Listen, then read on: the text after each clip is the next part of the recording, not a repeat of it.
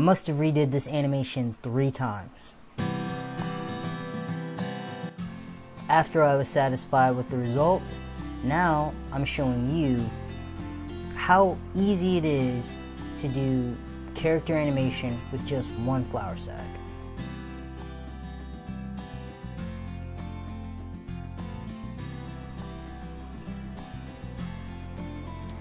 Okay, so like I told you guys, I redid this animation 3 times. The 3rd time I kept the frames, but I was really just struggling to understand it all. The first time I actually attempted this animation, it was on an animation app called Animation Desk. I might clip that in so I can show you what you're capable of on a tablet device. So, and that was, in this animation I did about 3 weeks ago. So now, attempting the real thing, I guess I just got a little bit nervous because I knew exactly what I want my frames to look like, but actually getting them to read properly, it has a lot to do with the staging.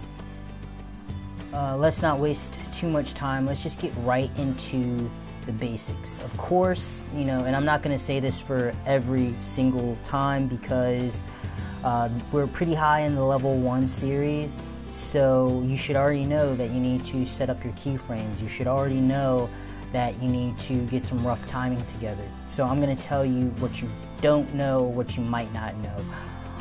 You need to sell this kick. You need to make this kick believable.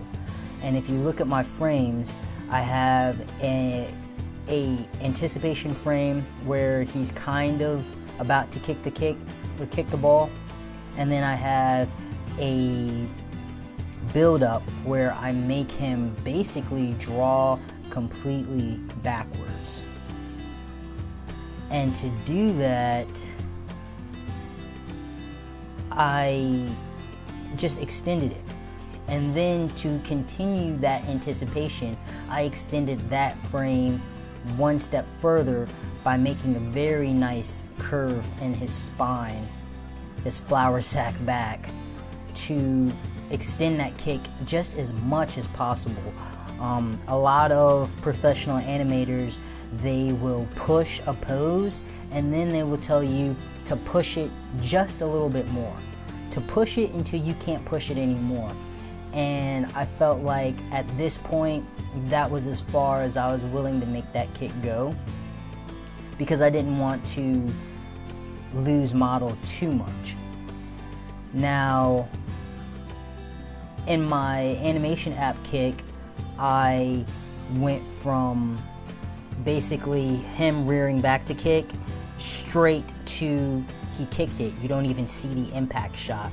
But for this, I wanted a small breakdown, a very quick breakdown of his foot creating a nice arc into the ball, which would ultimately lead into the reverse of that anticipation shot where he's sending that ball flying. And like I said, you have to sell this kick, so you need to be all about your arcs when it comes to the line of action for the character. Other than that, I mean, this is a standard animation. Like, that is my one big tip, is to just oversell the kick, because you have to remember that in animation, movies, television, any sort of action sequence, you have to show the audience what they think is going to happen, and then you have to tell them that it happened. If you think about comics and sequential art, they do that a lot. You never really see the in-between of these actions. You either see the before, the wind-up, and you see the complete, done, push through of the action. But rarely do you see a haphazard action frame.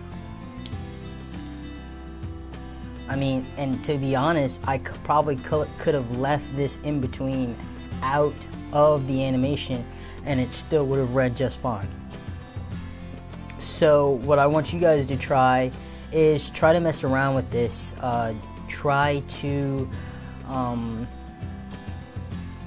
push it as far as you can and try different types of balls. Like obviously this ball that I used, he was able to kick it, but what if the ball was heavy? What if it was a bowling ball?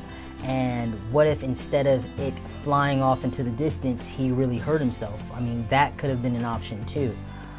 And actually, I've already decided that after I finish all of these animation exercises, next year I'm probably going to redo them in a different way, just to see how far I've come with learning. And I would advise that maybe you, no matter where you are in your animation journey, maybe redo them as well. So that's the video, guys. I'm not going to keep you here too long. I do have one more video in the level 1 animation exercise series, and that is the flour sack interacting with an object. I haven't decided what that object is going to be, but that will be the last of the level 1 series. So I just want to take this time to thank you for tuning in. Please like and subscribe, and if you have any comments or questions about this animation or any animation in general, I'm open to whatever you guys want to know about, and I can either talk with you in the comment section about it, or I can make a special video just for your request, because like I said, this channel is to help you guys become better animators, as well as help myself become a better animator. So together we're gonna, start the new generation of animation. Hey, thanks for waiting to the very end of the video. I do have one more quick announcement to make. I am going to start a second video series on this channel.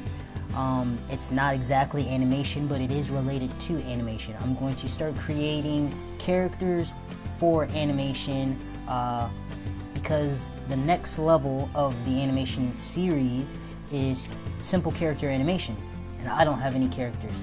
So I'm going to teach you guys, as well as myself, how to create characters for animation. So make sure you check that out later this week, and keep subscribing, keep liking, and keep watching. I look forward to learning with you guys.